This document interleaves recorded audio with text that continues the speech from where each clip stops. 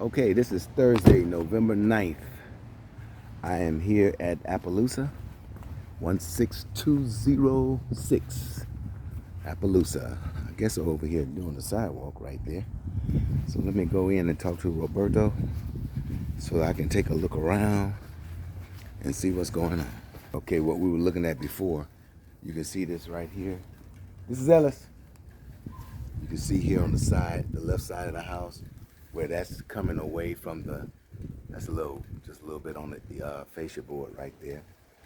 Just a little bit of stuff going on there. Just showing you the outside first.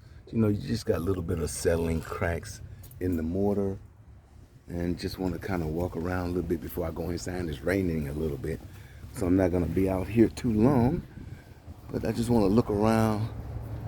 Just a little bit of paint peeling and stuff like that. I'm looking for any massive movement. Sometimes you can't see it when you're dealing with the outside siding, but that's okay. Let me look in the backyard. Gates open. Just look in the backyard here, and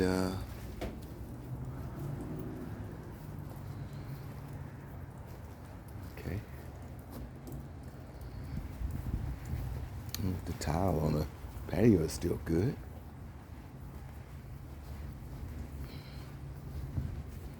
Just taking a look around.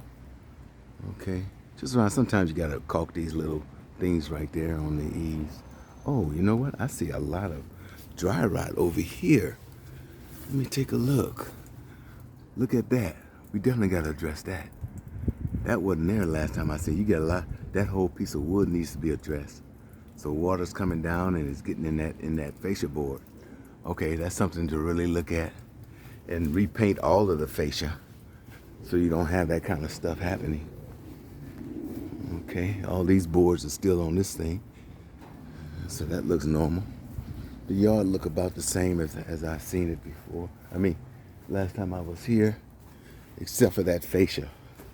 So when one is like that, you want to have it all looked at and make sure that you are like right here where it could be some caulking right here. You know what I'm saying? So anytime water get in there, it can start to deteriorate the structure. Okay, I'm in the living room. That's the front door. You come over here. I was just outside showing you this.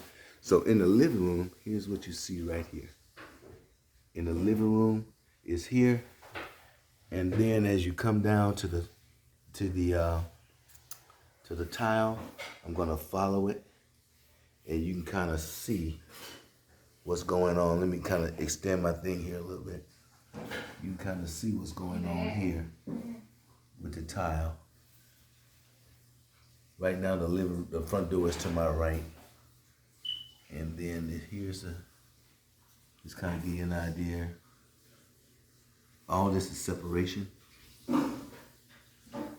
I'm getting close to it so you can get an idea of what we're looking at instead of just trying to give you a picture. Okay, then it goes all the way up to that wall. Now when you come up, again, until you can get a reference where I'm at, that's the front door. Now come up to here. Just want to show you all of your molding here.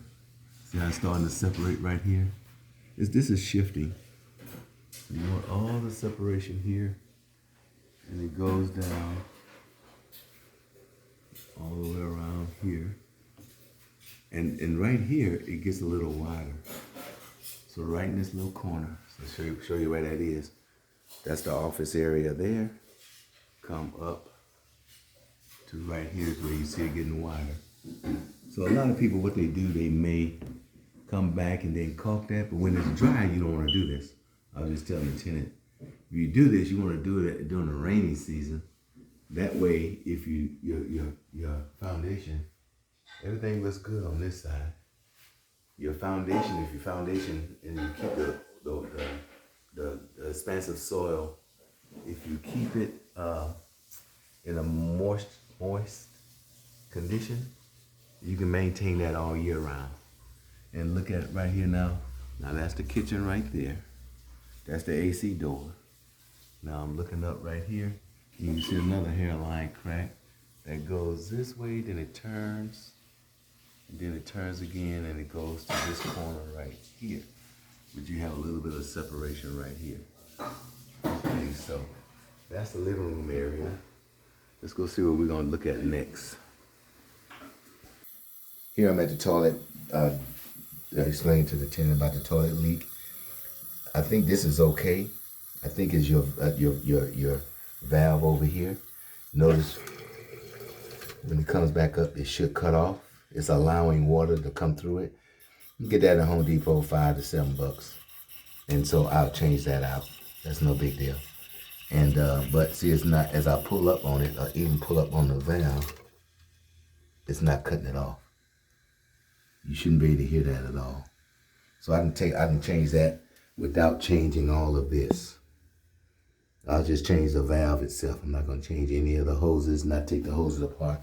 I know how to go in there and change that whole thing without even turning the water off. Well, I'm going to have to turn the water off down here. Okay, so we'll get that done.